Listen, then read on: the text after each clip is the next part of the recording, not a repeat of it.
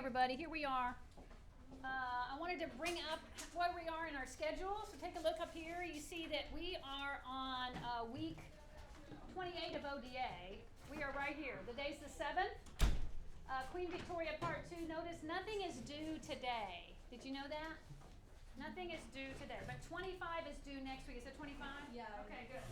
That's fine. You can turn it in if you have it. But it's not due till next week because we're going to finish up Queen Victoria. There's just too much cool stuff about Victoria that I can't not talk about it. Okay? So, sorry. But look what we got. Then we'll get into World War I, the Russian Revolution, 25. That's next week. After that, we're in World War II, Part 1 and Part 2. The week 26 of your homework is the assignment for the biography. Right, so there's nothing else there. You can start working on it, but remember we're moving that to the end for our last day right there.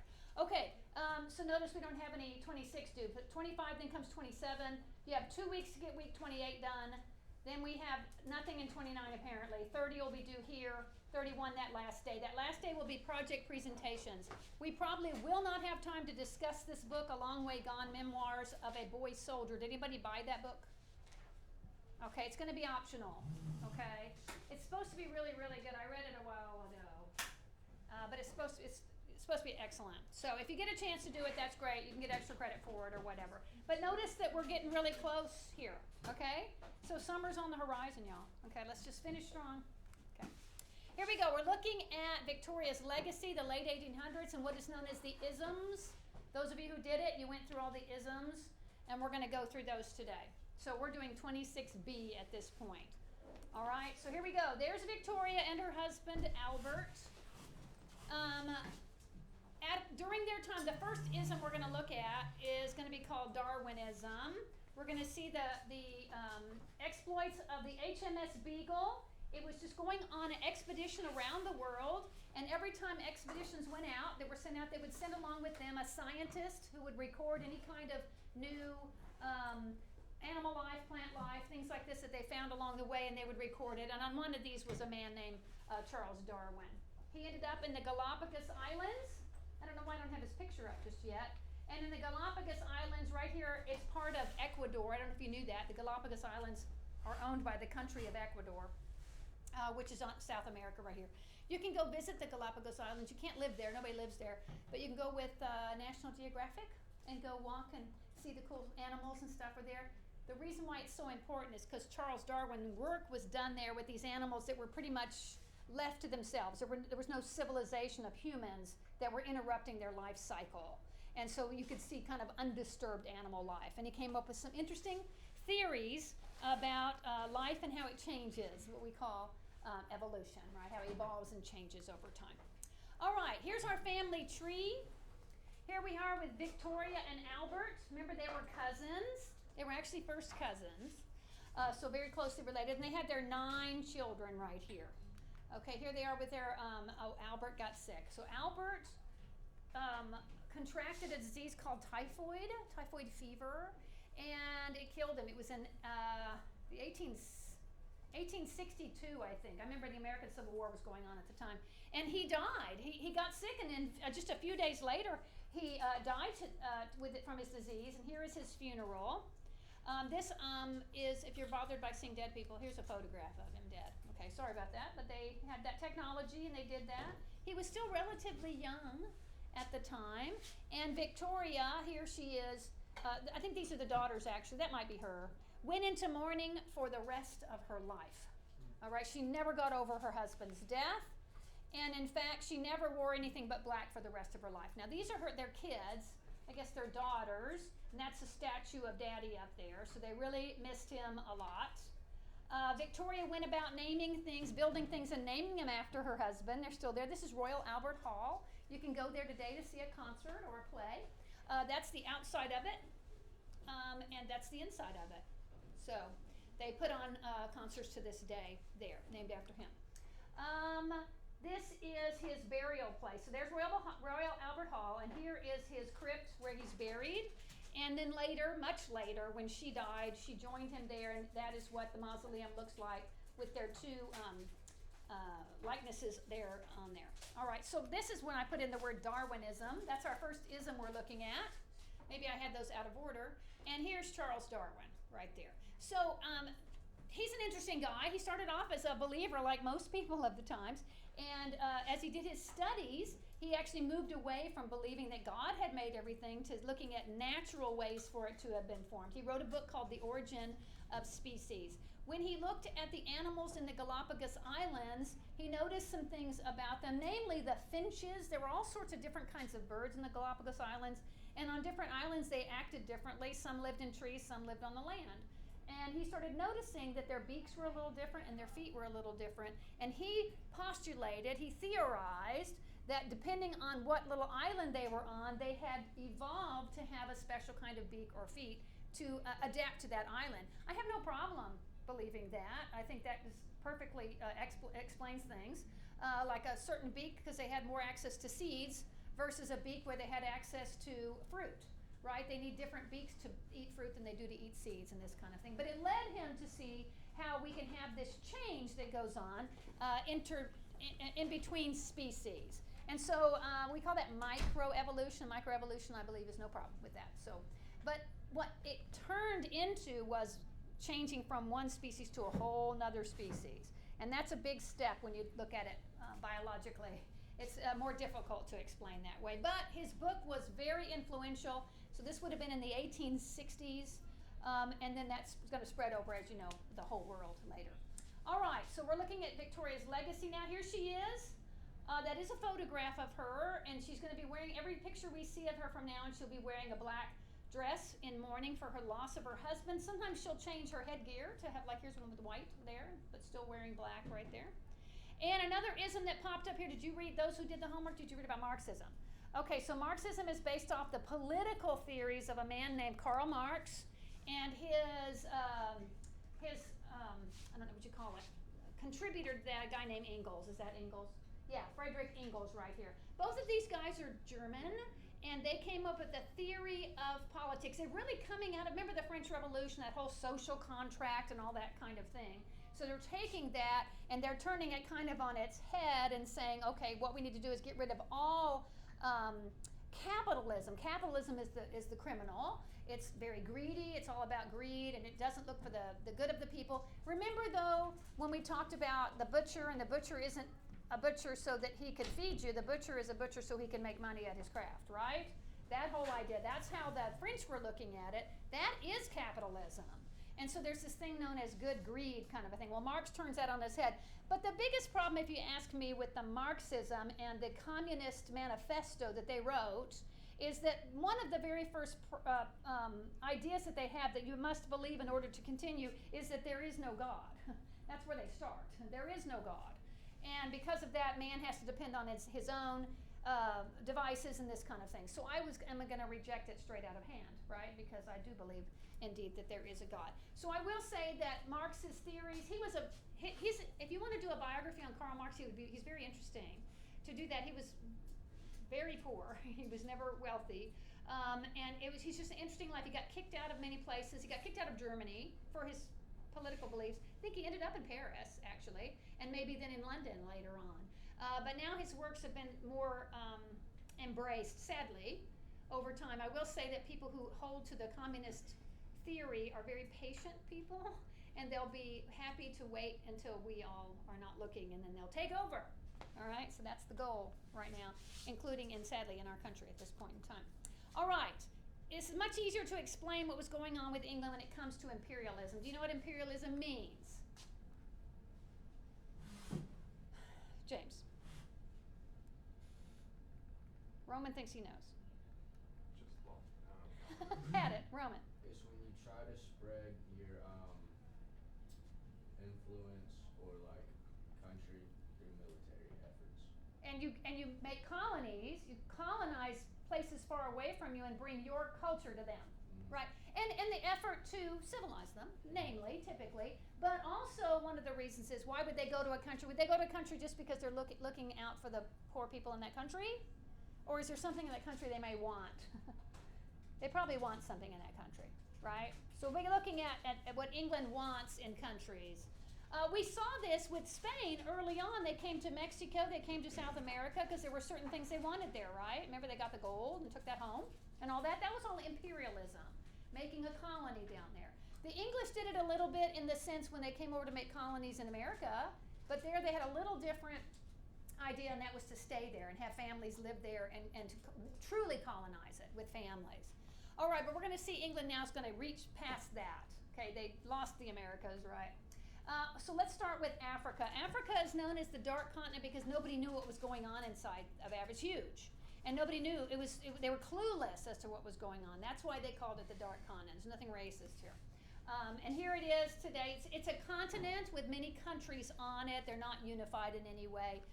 And these countries have changed over time. I don't even know when I put this map on here. Some of these countries may have changed their name by now. Things are changing kind of rapidly over there, mostly because of government changes. Oftentimes, government takeover of communist nations. Communists will take over, and they'll change things in there. So let's look at a couple of people. This man is named David Livingstone. Did you read about him in this week's work, David Livingstone? Okay, so he is a missionary. He wants to go to Africa because he realizes he wants to shine the light of the gospel in the darkness of Africa to bring the love of Christ to the people. I think that's his original goal for going. He was also quite the intrepid explorer. He enjoyed exploring. He enjoyed finding new places and putting himself in harm's way, really. I know there have been people who criticize him because he left his family. He almost left them basically destitute to go do this and to go leave them to go to Africa. I think his wife came with him at one point, but then she had to go back because they had a lot of children. And it was hard to raise children in a place where there's nothing, no electricity, no nothing. I mean, nothing. They have to survive in very rough camping, if you will. So here he is. They call him an explorer because what he was exploring, although along the way, he did share the love of Christ. Here he is with his family that he left behind in England. Like I said, another good biography would be this guy. I think they came with him to Africa for a while, but then it was too rough, so they went home. There's a great story of him being attacked by a lion. So he was attacked, and then some Africans came and helped him, and then he survived this lion attack. There is a beautiful sculpture that's been made. I'm not sure exactly where it is, but here you can see him being attacked by the lion, and then he's going to get, here's another view of it right here. They will kill the lion, and he will actually not die from this encounter right here. He's going to go on. Okay. Now, we are looking here. They're going to find some new things like these falls right here, and he named them Victoria Falls. That makes sense after his queen, right? So this is one of the biggest it might be the biggest waterfall in the world. Did y'all read that? Is it the biggest? Oh, now I'm thinking it might be Angel Falls in Venezuela. Okay, but one of those. It's a very big waterfall. And in fact, we're going to see that this area, there's going to be Lake Victoria, Lake Albert, all named after Victoria now, but they're still called that today. And Lake Victoria is going to be the source. We're going to find out the source of the Nile River, which had been a mystery all this time. And this is one of the people that's going to help figure that out. Here he is preaching the gospel to some of the natives, bringing Christ to them. And then he contracted a disease, a tropical disease, malaria, something like this. He was sick a lot, and he went silent. So he would have been sending letters back home and letters to the people who had sent him as a missionary and this kind of thing. But all of a sudden, all the letters stopped, and everybody thought, oh my goodness, what happened to Dr. Livingstone? Where is he? And so it became a worldwide mystery. And there was a contest. Literally, there was a contest by newspapers in America, and they said, whoever will go into Africa and find Dr. Livingstone, we will reward you with this big deal. First of all, you get a big article in our newspaper. We'll have the scoop on the answer here, plus you'll get paid for this. So this guy is actually a British man named Henry Stanley, who took him up on the offer and said, I will go to Africa and search out Dr. Livingstone. And so he went searching for him. He talked to everybody along the way. Have you seen this man? Do you know anything about him? This kind of thing. And you're going to see here, he's going to be going through the thickness of the jungles of Africa. We see some elephants over here. He had to fight off natives in some places. And then he finally found him.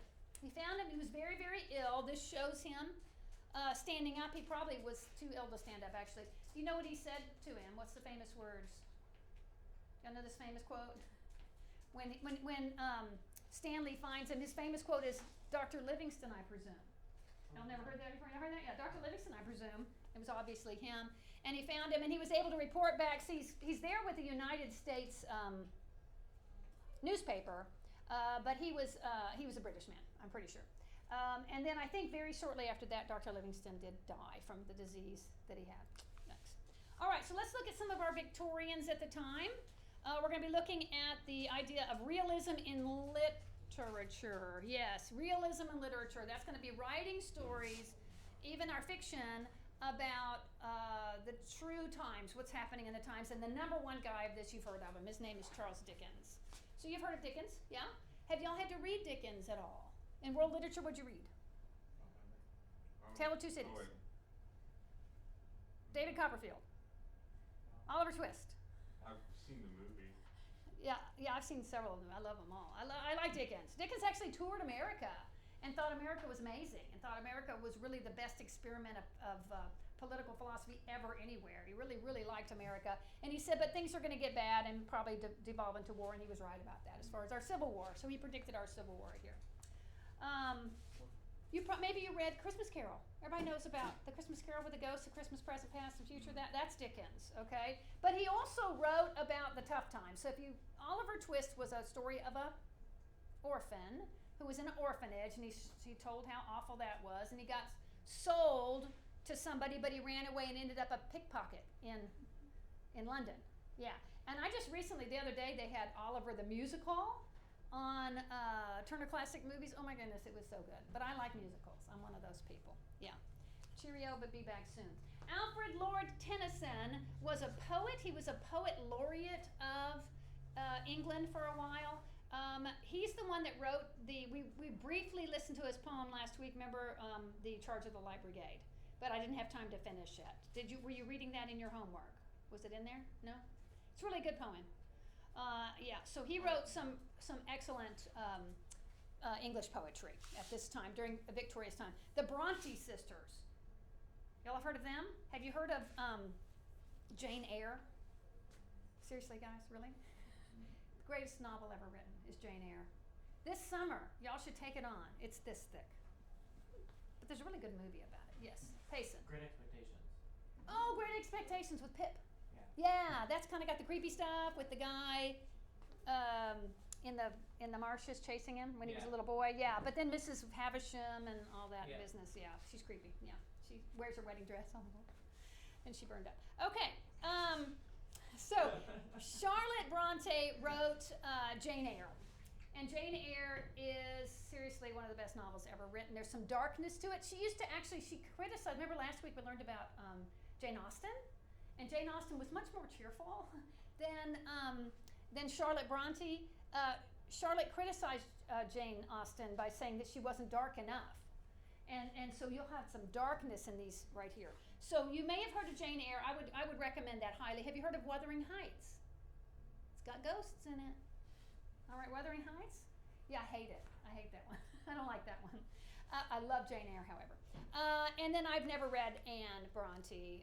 They each had pseudonyms because at the time, just like Jane Austen, she had trouble getting things published because she was a woman.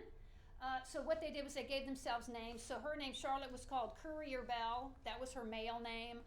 Emily was called Ellis Bell, and Acton Bell were their writing names. Their nom de plume, so they could get things published right there. Okay.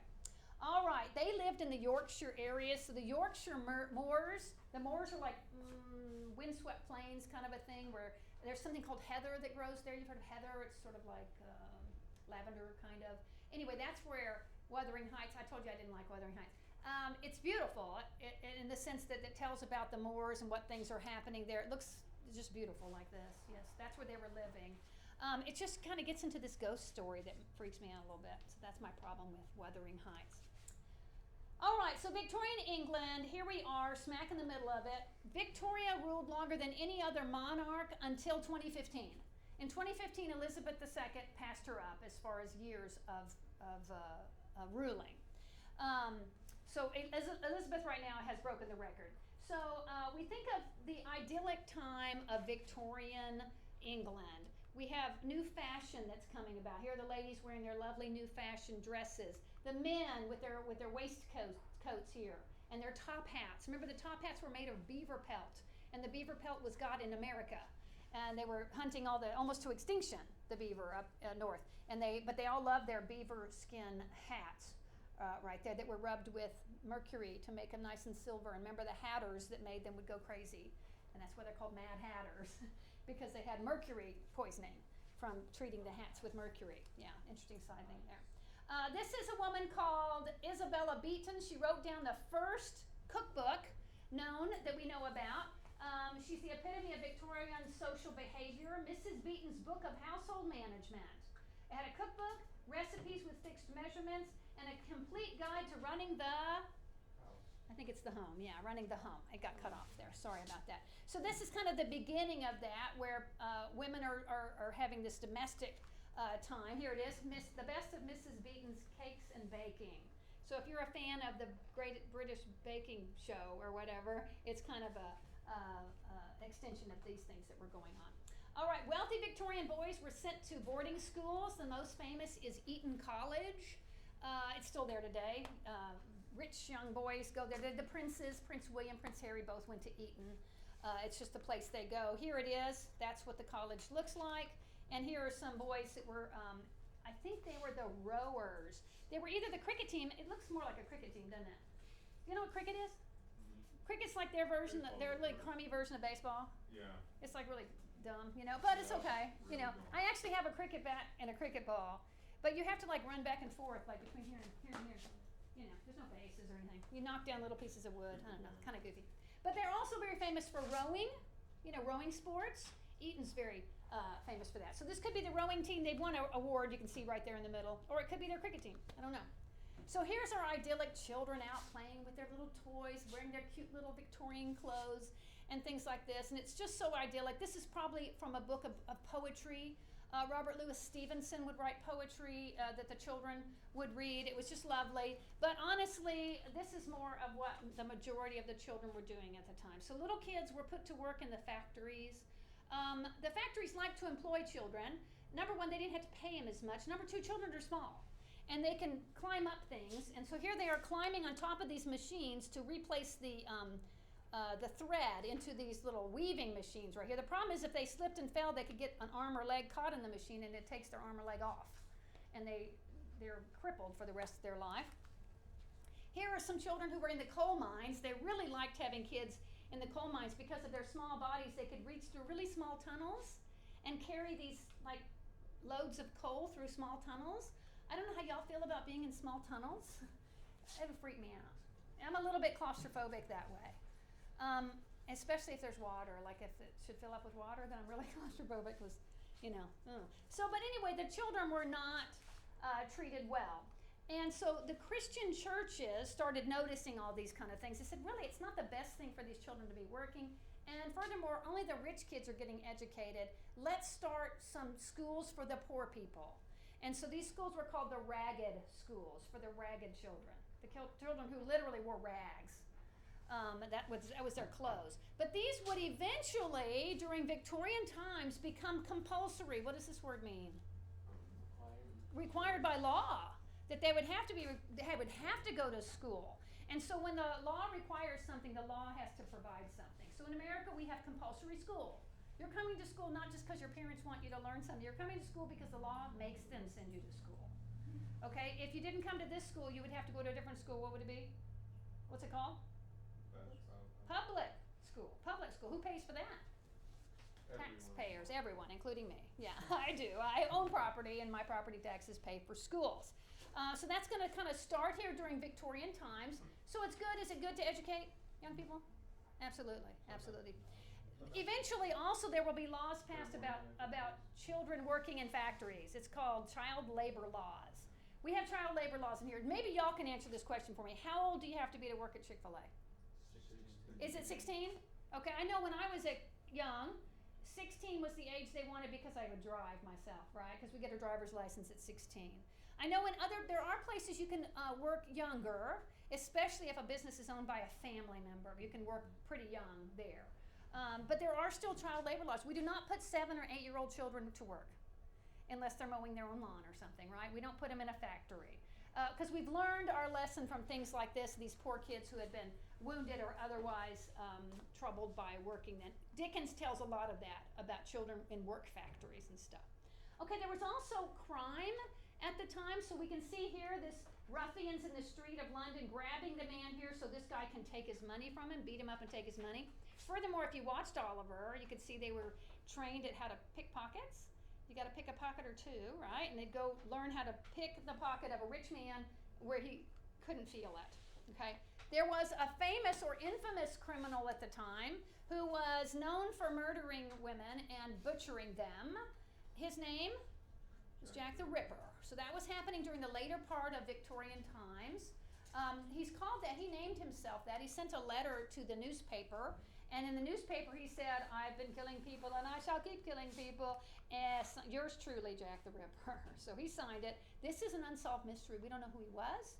I think he killed 7 or 8 people, and then it stopped. So either he died, maybe that some people think he got shipped off to America, Australia as a criminal, something like that. Some people thought he was maybe a doctor because his Cuts were really clean. very clean cuts, like a surgeon might have made, this kind of thing. So y'all are going to end up doing, I'm just going to warn you, if you do a biography on something creepy like this, you got to be really careful because it's creepy, y'all. Because there are all these theories about who it was, and then you get into creepy stuff. So I would talk to your folks before making your person Jack the Ripper, okay? So, just because it's really creepy. And you start to look that stuff up and, yeah. All right. This is a real man. His name is Joseph Merrick. And he was born with a disease called Proteus disease, we think. That's what happened to him. And at the time, have y'all seen the movie? Yeah. There's a movie called The Elephant Man. Have you seen that one? That's about him, okay? But there's a movie called Phantom of the Opera, the musical. Y'all seen that one? Well, it's not taking place in England, but it's taking place in France. But it's showing how the people of the time, the people of Victorian times, one of their favorite pastimes, one of their favorite entertainments was to go to what we call freak shows. You've seen The Greatest Showman. Yeah. Okay, that was the same thing.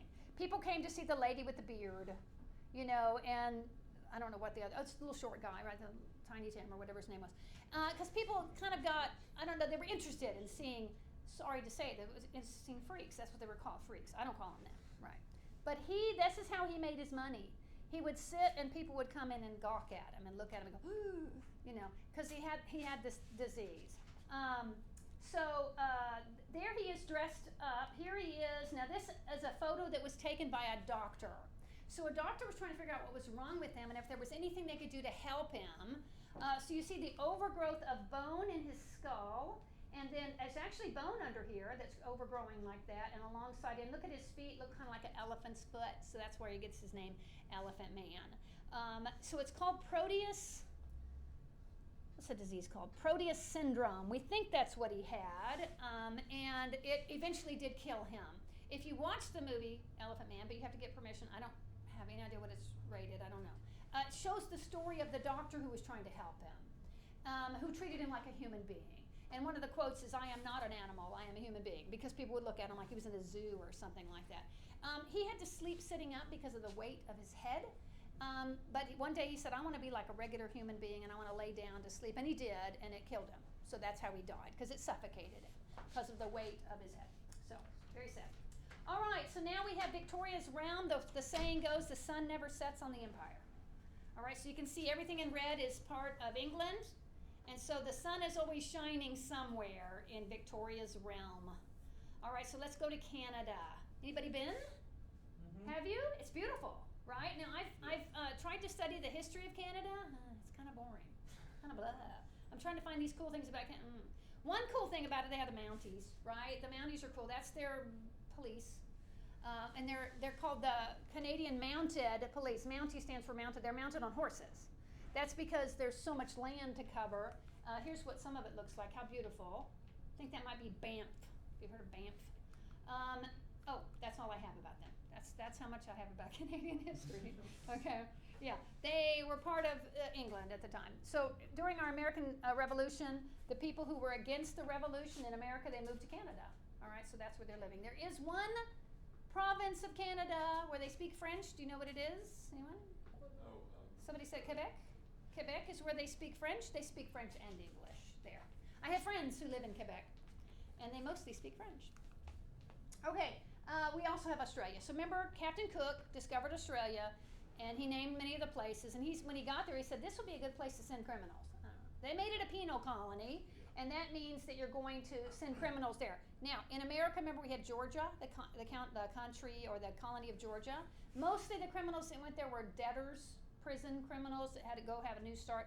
Australia were some bad dudes. You know, these were bad guys. Murderers, bank robbers, you know, stuff like this. The people who were robbing people in the streets who got caught. Maybe Jack the Ripper ended up in Australia. We don't know. We don't know what happened to that guy. So these are the different colonies that were set up. Look, this is Tasmania. Tasmania, by the way, is named after a explorer named Tasman, Mr. Tasman, and he got that named after. He was not English. Okay. Here we are with some of our criminals. They're being punished, and then they're going to be sent to Australia.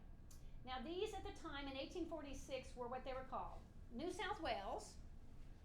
This big area helped. South Australia and Western Australia. That's not what they're called today, but they're close. I think it's still called Western Australia. This part's called New South Wales. This is called Victoria. And so honestly, it's like called North Australia or something. It's just, you know, not very... Victoria is the only one I can think of that has the name. Oh, Van Diemen's Land changed later to Tasmania. So what they discovered in Australia was that Australia was very good for one thing in particular. You know what it is? Sheep farming. Sheep. The sheep flourish on Australia. They do really, really well there. Does anybody like lamb chops? Have y'all ever tasted lamb chops? Oh my gosh, I love lamb chops. And I'm not a good cook at all, but I can cook up a lamb chop. I can make a good lamb chop. And when I go buy lamb chops, guess where they all come from? They're all from Australia. Australia. You look at the packaging now. Oh, in Australia. Yeah. So a lot of sheep farming still goes on.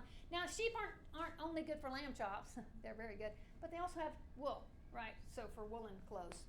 So a lot of wool comes from Australia as well. All right, now, when all these bad guys were sent there, and then non-bad guys realized there was good sheep farming there, then they wanted to come live there, but there were these bad people living there, and they had what we kind of think of as the Wild West. Like our Wild West, which would have been out in Texas and West in America, is what that was going on in Australia. So now they're going to try to start settling the outback. That's what they call it. Here's so Western Australia, South Australia, Northern Territory, Queensland. Oh, Victoria's down here. New South Wales and Tasmania. So that is the official names of the states of Australia today.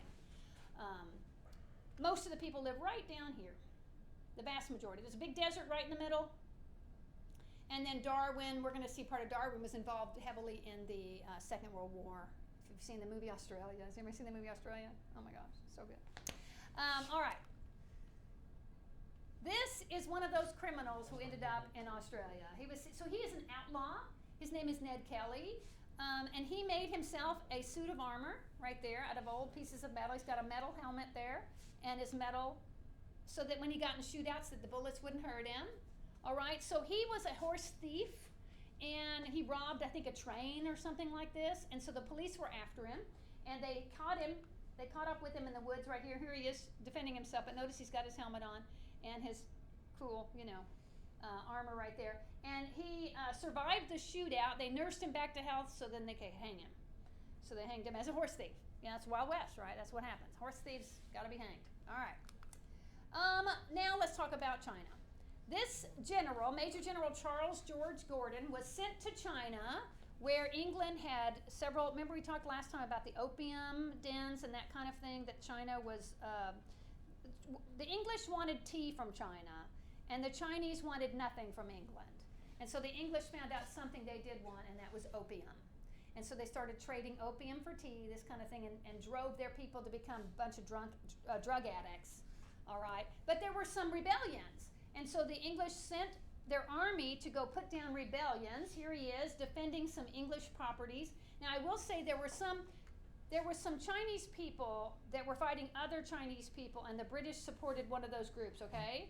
And that group that was supported by the English really liked Charles George Gordon, and so much they gave him a yellow robe. Remember, yellow was the color of royalty in China from way back, and that's when they started calling him by his new nickname, which is Chinese Gordon. So for the rest of his life, it's not going to last much longer, he was called Chinese Gordon, okay? But he's not going to be killed in China, okay? We'll get back to him. The British were also sending missionaries out to share the love of Christ to people in China, and this is one of my favorite guys of all time. His name is Hudson Taylor. You may have heard of him, especially if your folks made you read those missionary books biographies and stuff when you were younger, he would have been one of the big ones. He's like in the top group of guys out there. He went to go share. Here he is wearing the Chinese clothing. That's one of the things. He said we should, when we go to another country, assimilate ourselves into their culture, not make them become like our culture. We should become like them to relate to them, and then we can show them that we love them, and that's why they should listen to what we're saying. All right, and he used to tell his stories. He was part of the China Inland Mission through a thing called the Wordless Book. You've probably heard of it. There's also, is it the Wordless Bracelet? Is that what we use? Like with the beads on the bracelet? No? You know what I'm talking about? Okay. And so they would take a color. For instance, they would say black represents sin and the world was dark, and Christ shed his blood, that's the red color, so that he could make us clean, that's white, give us new life, that's green, and lead us to the streets of gold, that's the yellow, in heaven. Okay, so it's a way to tell the story if people don't read the same language that you read. God's work done in God's way will never lack God's supplies. I like that. But one of my favorite quotes of any Christian of all time is this one right here. He was working so hard for God to love him, right? He really was, but he never felt that he really got to that place. And so here's his quote. He says, there is rest. I thought, I have striven in vain to rest in him. I will strive no more. For has not he promised to abide with me, never to leave me or fail me? And he never will. He said, so it's not about me holding on to God, it's about God holding on to me. I don't have to worry anymore. God's got me. It's not my responsibility to keep good with God. God is good with me. Okay. Now let's move to Africa. Africa had been carved up. I think we're going to see that in a little bit, how they were carved up between all of the European nations. And there was rebellion by the natives who were living there. We're going to look at Sudan right here. And this man, Muhammad Ahmad, he's also known as the Mahdi. That's his title, the Mahdi. And he's going to lead a rebellion against the English colonists there. And he killed a lot of English colonists. So the English sent an army, and they sent Chinese Gordon. So there he is. Remember, he was a hero in China. So he's going to go do the same thing in Africa and take care of business there. But what he didn't realize was there were a lot of these people in the Mahdi's group. They would attack secretly, like a guerrilla warfare kind of a thing. But also, when they faced up against them, usually the guns of the British were much more powerful than the spears and swords and bows and arrows of their foes. But here, in this case, they were greatly outnumbered. And Charles Gordon was left pretty much alone here. His front lines had crumbled. He sent word back to England and said, please send another army to help us here. And the Prime Minister was Gladstone. And Gladstone said, I think you've been too risky, man. I'm not going to help you this time. Well, he didn't send any help. And Charles Gordon died in Africa. The army did come, and when they got there, they found a dead Chinese Gordon, Now, this guy was a rock star back at home. And so this was a problem for Gladstone. It was bad press for him. They said, you let the guy die, one of our great, heroes. And they did bring him back to be buried at home. Down in South Africa, there were a group of settlers down there who had been there for a long time, 100 years or so. It was the Dutch. The Dutch, who had been really great sailors, had made settlements in the southern part of Africa right here called the Transvaal and Orange, the Orange Free States right here. And the English wanted to take over that area. Now, did y'all read about Shaka Zulu in your homework at all? Shaka Zulu? He's the chief of the Zulu tribe. Because I meant to talk about him, and I did. Did you read about him? I think I did. Yeah, he was down here in Zulu land, and he was the chief, and he was really very successful fighting against the British armies, but then he was killed by his brothers. He was assassinated by his brothers, and then they lost to the British. So Shaka was not killed by the British. He was killed by his brothers. But the British will end up taking over Zulu land right here. This picture here is of the Dutch settlers called Boers. So when I say the Boers, we're talking about these Dutch settlers in South Africa. And they speak a language called Afrikaans. It's a sort of a Dutch language. I don't know. It's still spoken there today by some people. And they also speak English. Do you see why they speak English? Because the English were there, especially in South Africa, right here. Here they are battling in two different wars called the Boer Wars, number 1 and number 2. One thing I wanted to bring up about this, when they took these Boers, that's the Dutch people in South Africa, when they took them prisoner, they put them in one place all together, and they called that area a concentration camp. So you've heard about concentration camps, right? You think bad, you think World War II, right? Well, it was kind of invented here. It's just basically taking people and putting them in one place to keep track of them. It's happening down in South Texas right now.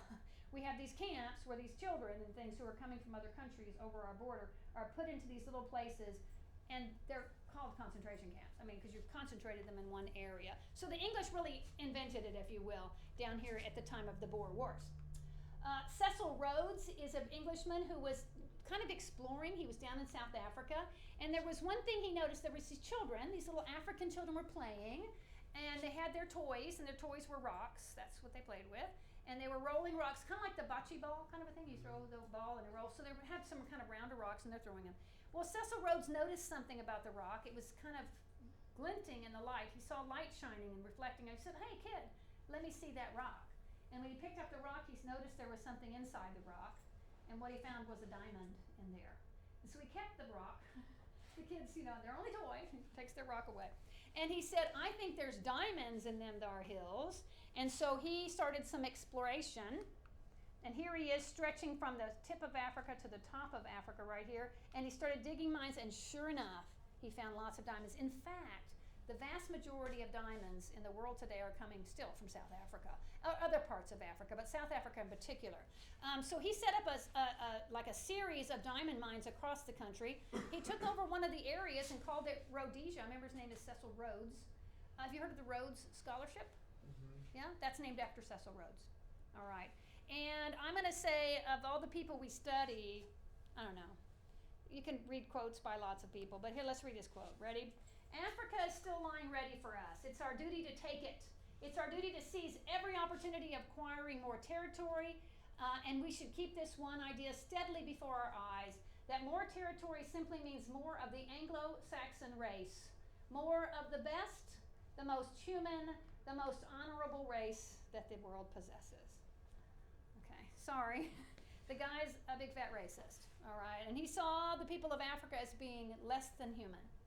And that's just, I know we can look at it through the zeitgeist of our 21st century eyes. I understand that. But even at this time, I would have thought that's a horrible thing to say about people, right? So I don't like Cecil Rhodes. So I refused my Rhodes Scholarship. I'm kidding. I was never offered a Rhodes Scholarship. But there he is. Okay. He made it rich off of the diamond trade. And in fact, the mines were called the Kimberley Mines, and they're still in operation today. But there's no longer a country of Rhodesia. They hate him. They hate Cecil Rhodes in Africa, and I don't blame them. All right, but at the time, here we are looking at the partition of Africa, just like they had carved up China. They're carving up Africa. So anything green is French. Red is British. Brown is German. Orange is Portuguese. Yellow is Italian, very little for the Italians. Belgian, right here in the middle, the Belgian Congo. I think we'll get to that eventually in our history. It says here Spanish, but I don't know what they're talking about. I don't know. It's the same color as British. I don't know that the Spaniards had anything in Africa. Okay, but look at independent. There's one country, Abyssinia. Does anybody know what that country's name is? Not Abyssinia. That's the old name for it. I read about it in the book. It was Ethiopia, right? Ethiopia. Remember, that's where supposedly the Ark of the Covenant ended up with the Queen of Sheba and all that business? Yeah. And so they kept their independence. They kept their independence the whole time until World War II, when the goofball Mussolini came over and took them for a short, 2-year period of time. We'll get to that. Okay. So Victoria remained in mourning for the rest of her life. She spent a lot of time up in Scotland at Balmoral. She wrote letters to her daughters. Those were her best friends.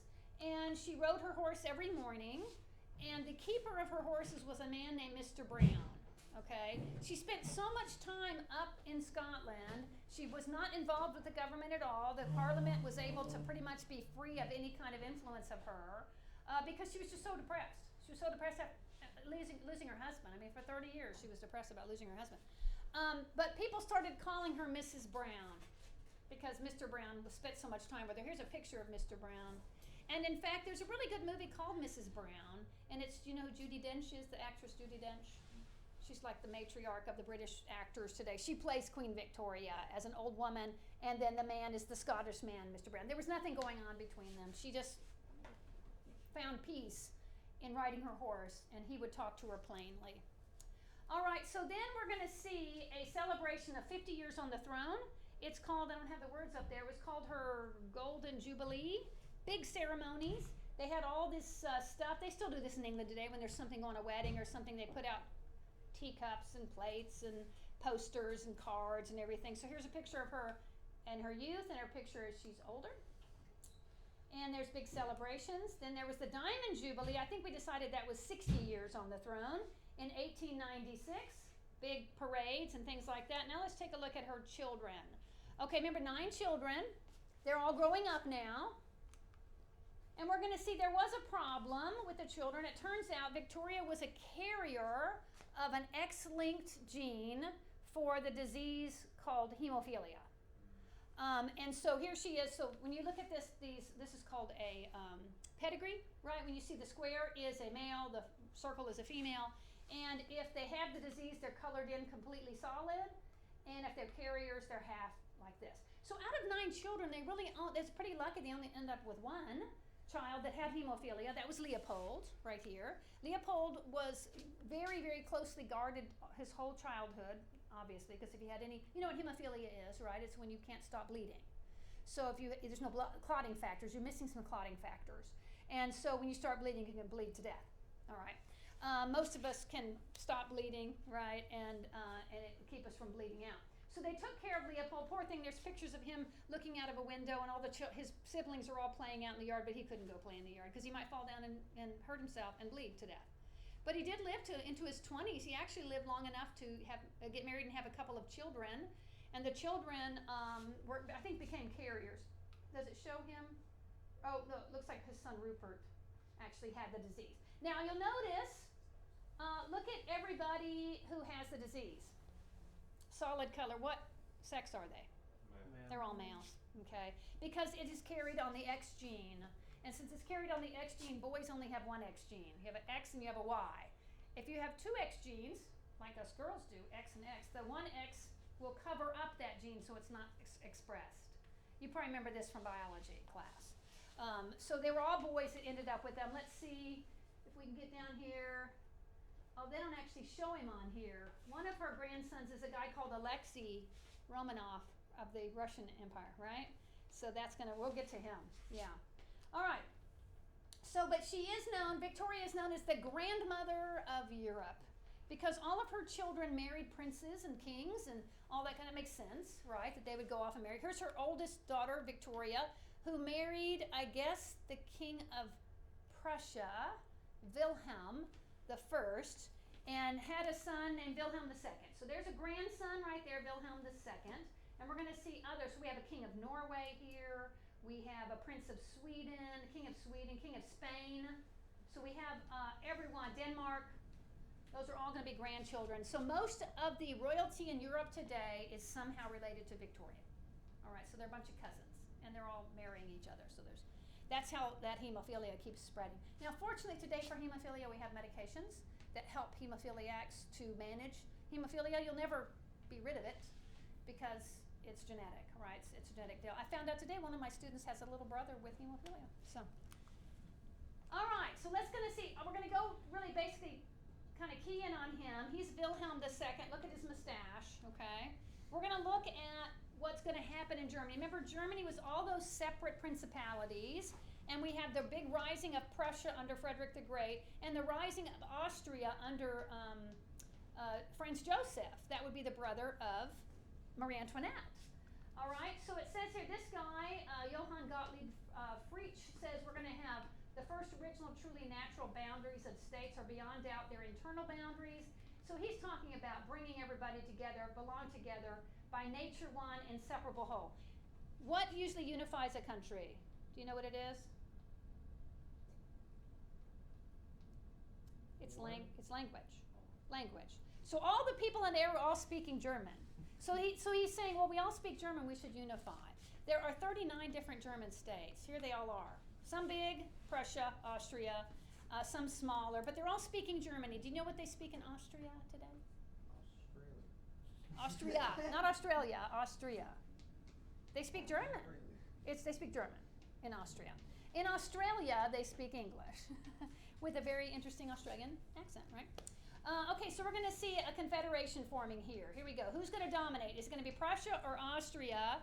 We're going to see they're going to have some battles. And in 1848, we're going to see many, many revolutions all over Europe, okay, including France. Kaiser Wilhelm I, I guess, is the guy who married Victoria's daughter, Victoria, I think. I don't know that for sure. But he appointed a very important person. Did you read about Otto von Bismarck? He's probably the key figure in unifying. He's under Wilhelm, who is the king of Prussia, if you will. But he's going to use his political prowess and military prowess is going to bring Germany together as a whole.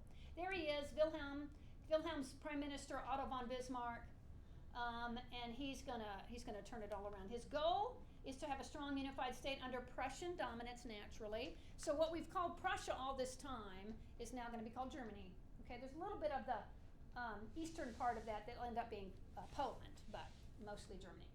Okay, I think he was called Blood and Iron. I think that was his nickname.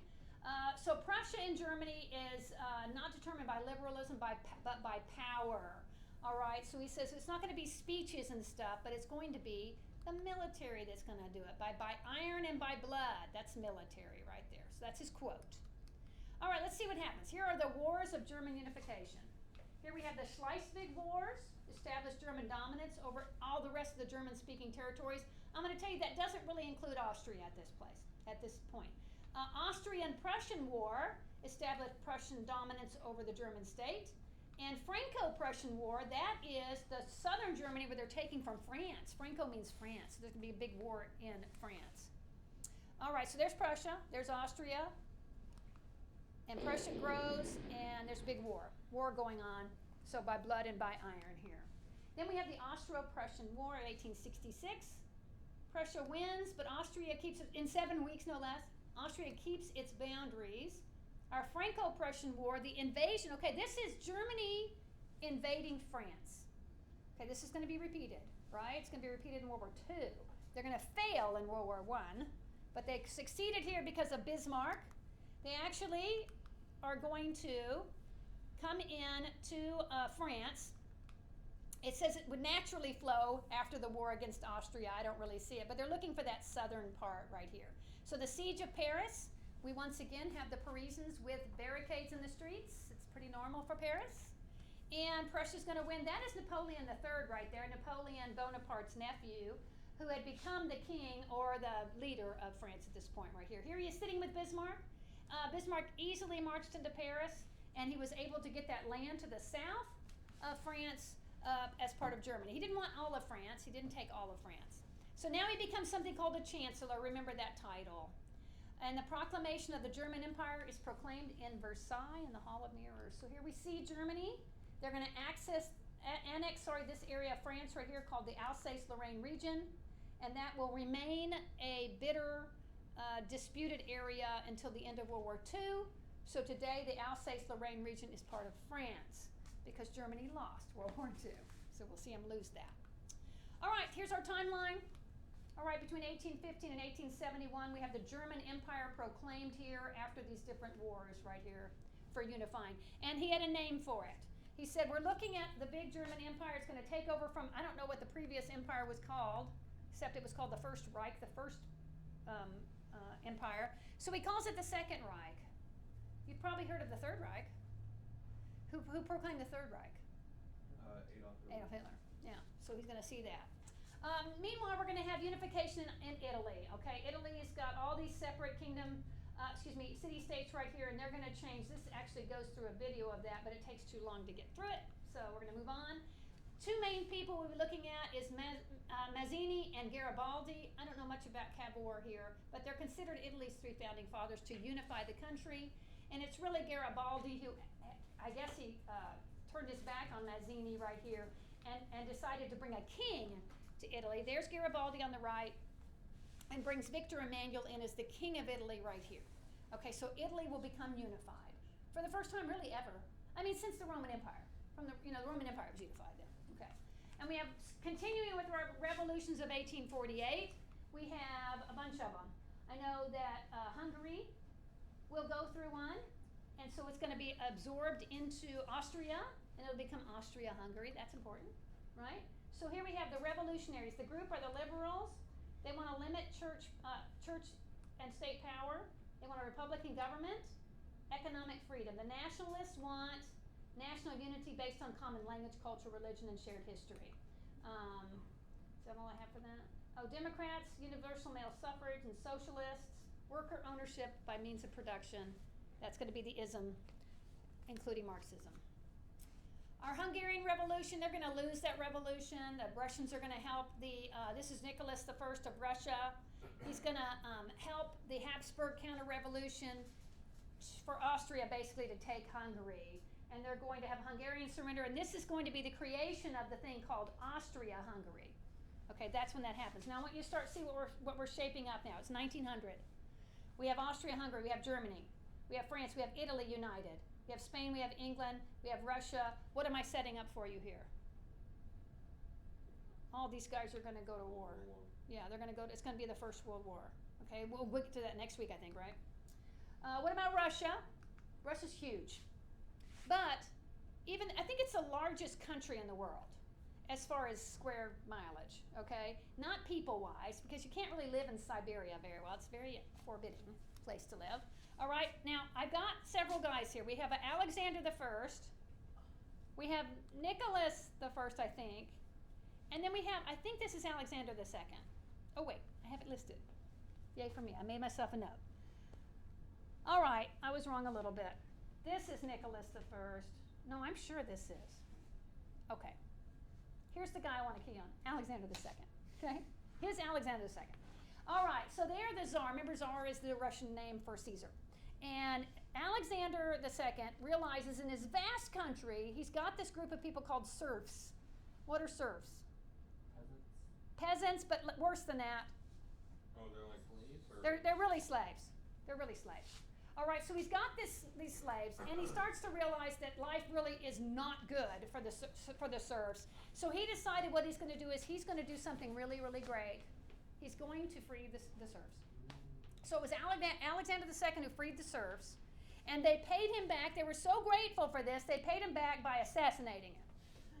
He was assassinated. Somebody threw a bomb in his lap, and it exploded, and he died.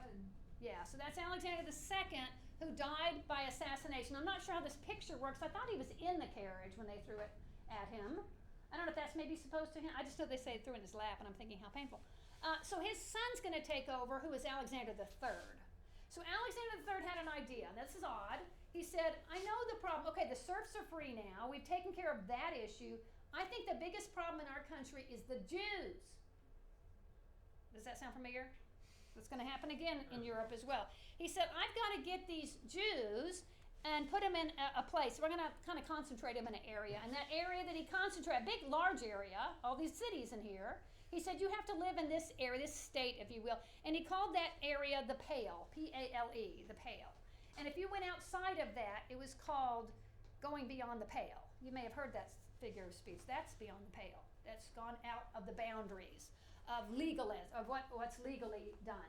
All right, so all these cities in here, they were living, look, Kiev is in there. Kiev's a beautiful city, you know. So they were living, I'm going to say, well, have you seen the movie? I love this. I always bring up movies. Fiddler on the Roof. Okay, well, what's happening there is that they're being moved out of one of their areas here, one of their small towns.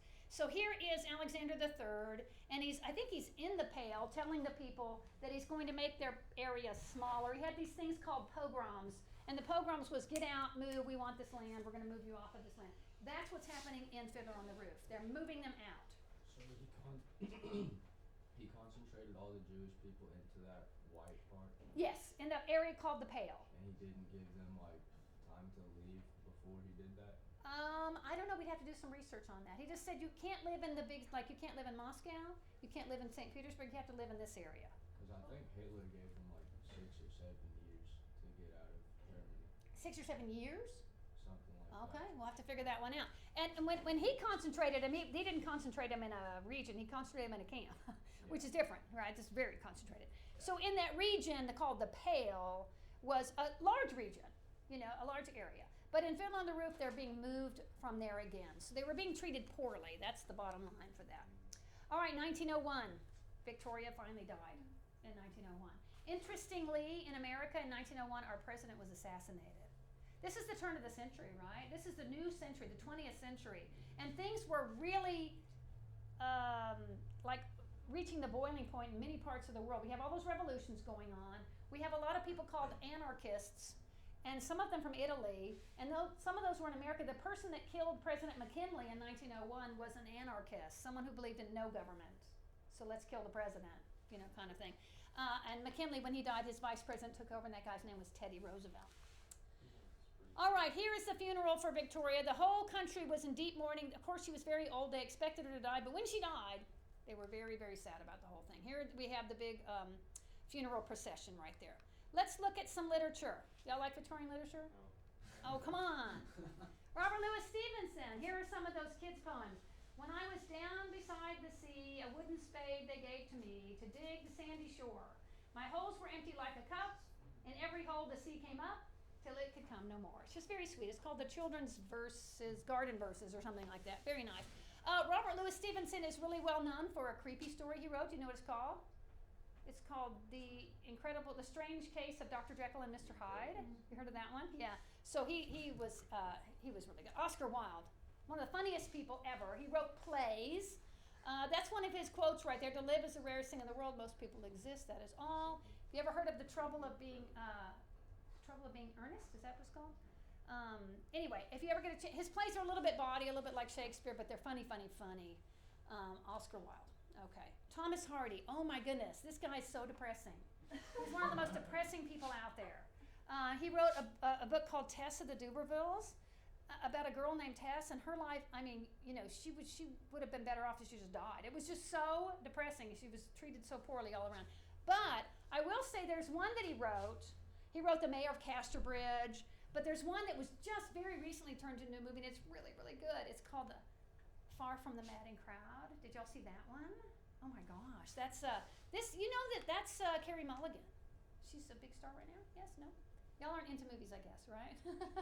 I love movies. Oh yeah. Oh, it's really, really good. Far from the maddening crowd, maddening crowd, that kind of thing. But he is very depressing. Another one was called Jude the Obscure. Poor Jude. Another thing, he just had a horrible life and things just kept getting worse. So he had a bad day and the next day was worse. I mean, this is bad. I wouldn't read that. It was depressing. But this one's pretty good, and The Mayor of Casterbridge is pretty good. And something Under the Greenwood Tree is another good one. Rudyard Kipling, one of my favorite poets of all time. You know him. He wrote the Jungle Books. The Just So stories. How did the elephant get its trunk? How did the tiger get its stripes?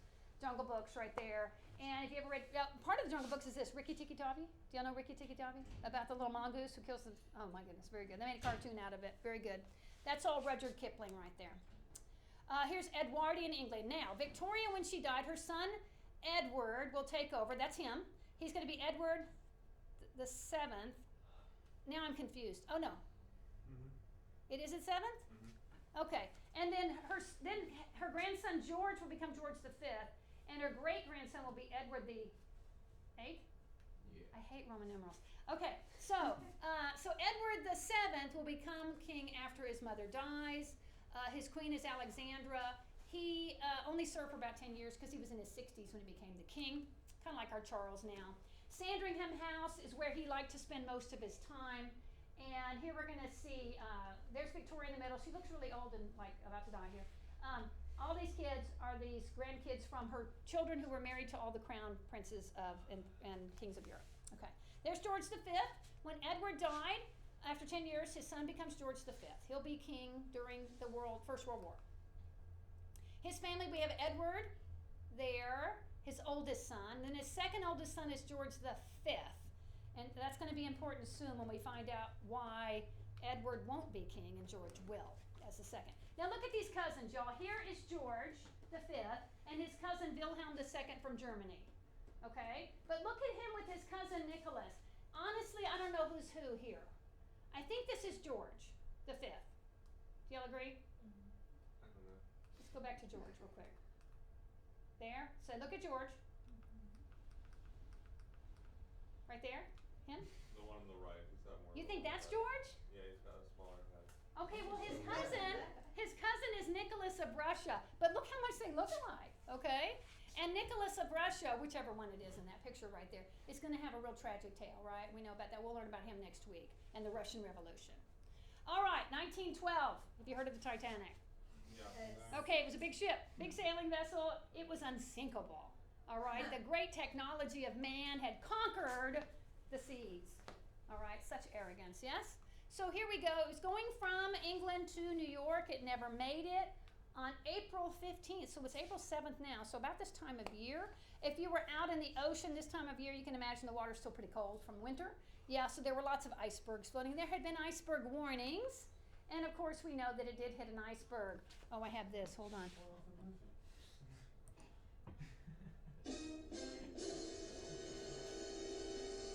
Iceberg ahead. Okay.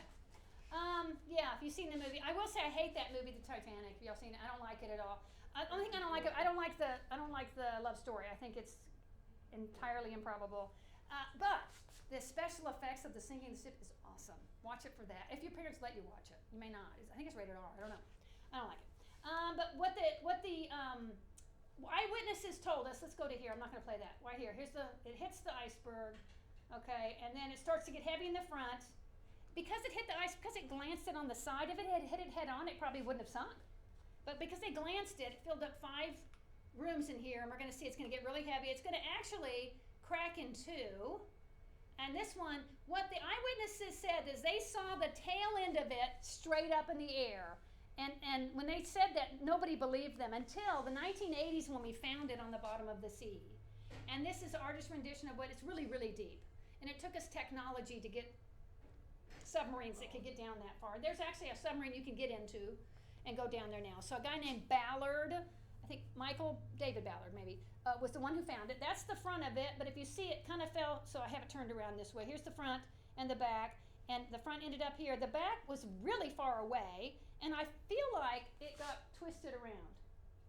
All right, so now we kind of put 2 and 2 together, and that's what James Cameron used to make his movie called Titanic. Trouble with Germany. There is George V and his cousin Wilhelm. Well, Wilhelm is making trouble over there. They're having political strife between the cousins. Now, when Victoria died, they were the House of Hanover. Remember Hanover? George I, George II, George III, George IV, William the whoever, and then Victoria came along. That's the House of Hanover. But when she died, they take on the name of her husband, who is Albert. Remember his family name? You won't. It's Saxe Coburg Gotha. Very German sounding. And so here's George. He said, you know what? Germany is being stupid. I don't want to be associated with Germany. We're going to change our name. We're not going to be called Saxe Coburg Gotha anymore. We're going to change our name to the what is the name of the queen now? Do you know? Queen Elizabeth II. Yeah? Do you know she has a last name kind of? Harry and William and all them? Their last name is Windsor. So that's the new royal name. They took it on because it was much more English sounding. They changed their German name to a more English sounding name. And next week we'll get into what was the trouble between Germany and England. All right? You're free to go. Go.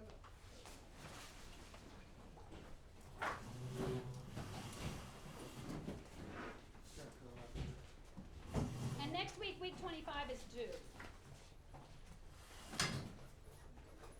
Thank you, Ms. Guthrie. You are welcome. See you next week.